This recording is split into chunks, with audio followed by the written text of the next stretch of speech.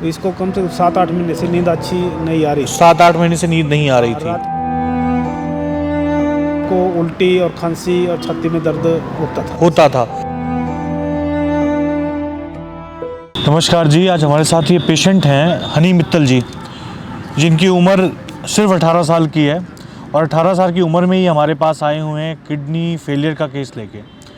तो ये पेशेंट 2 साल पहले इनको पता चला था कुछ किडनी का इशू था, जिसको लेके इनके फादर साहब हैं जो पीजीआई गए थे। पीजीआई जाने के बाद पीजीआई में बिना किसी टेस्ट के, बिना कोई चेकअप किए, सिर्फ क्रेटिनिन देख के डॉक्टर्स ने कह दिया आपका किडनी ट्रांसप्लांट करना पड़ेगा।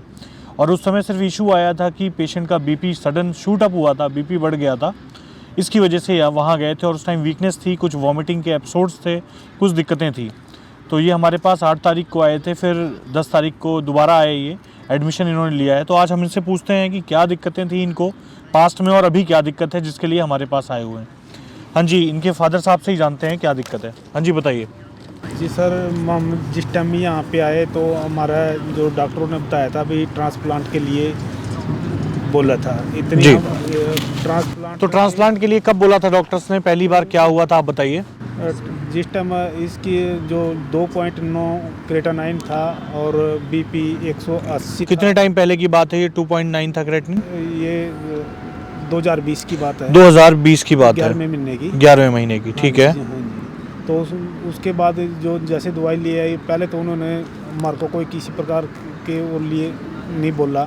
फिर बाद में जिस टाइम वो दवाई लेने के लिए आए तो उन्होंने हमारे से कोई गाइडलाइन नहीं दी जी। तो उसके बाद कहे सुनने से उन्होंने हमारे को दवाई दी। फिर उसके बाद गए तो उन्होंने जो ये नहीं, उस समय दिक्कत क्या आई थी जो आप पीजीआई लेके गए थे? क्या दिक्कत हुई थी इसको? उस टाइम इसका क्रेटानाइन 2.8 और बीपी बढ़ गया था, उल्टियाँ लग गई थी। ठीक है, तो डायरेक्ट उन्होंने कह दिया कि किडनी फेल है, ट्रांसप्लांट करवा लो। ठीक है, उसके कितने टाइम बाद फिर इसकी तबीयत दोबारा से खराब हुई? उसकी 3 महीने के बाद इसकी दोबारा तबीयत 3 महीने के बाद तबीयत खराब हुई, तो फिर उन्होंने डायलिसिस चालू कर दी। 3 डायलिसिस वहाँ पे हफ्ते में 3 डायलिसिस शुरू कर दी इनकी। हफ्ते में नहीं, वो लगातार 3 डायलिसिस की। उन्होंने बोला भाई हफ्ते में 2 डायलिसिस आप अपने एरिया से करवाओ जहाँ जो। ठीक है, क्या आप जब पीजीआई गए या डॉक्टर के पास गए तो उन्होंने कोई खाने पीने में कोई परिवर्तन, कोई चेंज करके ऐसा बताया कि इससे भी ठीक हो सकता है? कुछ नहीं, कुछ नहीं बताया, सीधा कहा कि डायलिसिस करा लो या फिर किडनी ट्रांसप्लांट करा लो। चलो, आप ये बताओ, आप मेरे पास 8 तारीख को आए थे, उसके बाद 10 तारीख को फिर आए हो, आप एडमिट हुए हो, तो अभी 2 दिन में क्या परिवर्तन लग रहा है आपको? 2 दिन में इसको एक तो अच्छी नींद आ रही है। नींद आ रही है अच्छी, जो कितने दिन से नहीं आ रही थी? इसको कम से कम 7-8 महीने से नींद अच्छी नहीं आ रही। 7-8 महीने से नींद नहीं आ रही थी। रात को उल्टी और खांसी और छाती में दर्द होता था। तो अभी इन चीज़ों में फ़र्क लग रहा है कि आपको कम से कम 2 दिन में नींद इसको प्रॉपर आने लगी है? प्रॉपर आने लगी है। और जो खांसी है, खांसी में भी काफ़ी, खांसी में भी सिर्फ दूसरे दिन में ही आराम दिख रहा है आपको? ठीक है, और वॉमिटिंग जो उल्टी जैसा मन करता था होती थी वो नहीं है बिल्कुल। वो नहीं है बिल्कुल।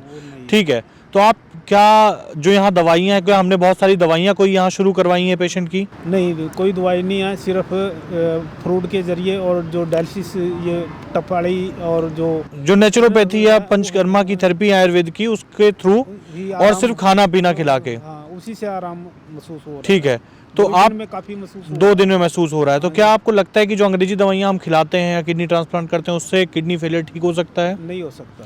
नहीं हो सकता है, सिर्फ तबीयत उससे खराब हो सकती है, ठीक नहीं हो सकती। ये आपका एक्सपीरियंस सिर्फ 2 साल में मिल गया आपको? 2 साल में मिल गया, 2 दिन में मिल गया हमको। 2 दिन में तो हमारे पास ये एक्सपीरियंस मिला कि बिना दवाइयों के भी ठीक हो सकते हैं ये।